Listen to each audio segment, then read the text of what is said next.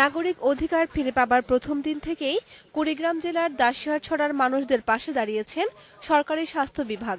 দ্রুত সময়ের মধ্যে স্থাপন করা হয়েছে অস্থায়ী স্বাস্থ্যসেবা ক্যাম্প। শুরু হয়েছে টিকাদান কর্মসূচিও। হাতের নাগালে চিকিৎসকদের পেয়ে দারুণ খুশি তারা।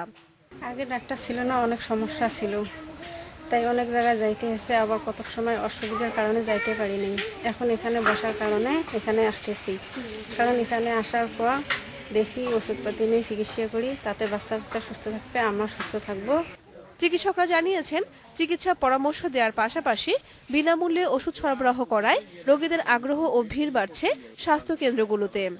আগত সমস্ত রোগীর চিকিৎসা দেওয়া হবে, ব্যবস্থাপত্র দেওয়া হবে এবং সাথে ওষুধও দেওয়া হবে। স্বাস্থ্য বিভাগের কর্মকর্তারা বলেছেন, বিলুপ্ত দাসিয়ারছড়ার ছিটমহলে 2টি কমিউনিটি ক্লিনিক ও একটি উপস্বাস্থ্য কেন্দ্র নির্মাণের পরিকল্পনা আছে তাদের। স্থায়ী ও সুষ্ঠুভাবে স্বাস্থ্যসেবা পরিচালনার জন্য দাসিয়ারছড়ায় আমরা একটি উপস্বাস্থ্য কেন্দ্র এবং 2টি কমিউনিটি ক্লিনিক স্থাপনের প্রস্তাব করে দিচ্ছি। আর তাছাড়া ওখানে যে ইপিআই কেন্দ্রগুলো চালু আছে এবং প্রতিদিন ইপিআই যে অনুযায়ী দিক নির্দেশনা অনুযায়ী আমাদের ইপিআই স্বাস্থ্যসেবা চলছে। প্রাথমিক চিকিৎসা সেবার কাজ শুরু হওয়ায় দাসিয়ারছড়ার মানুষ এখন বেজায় খুশি।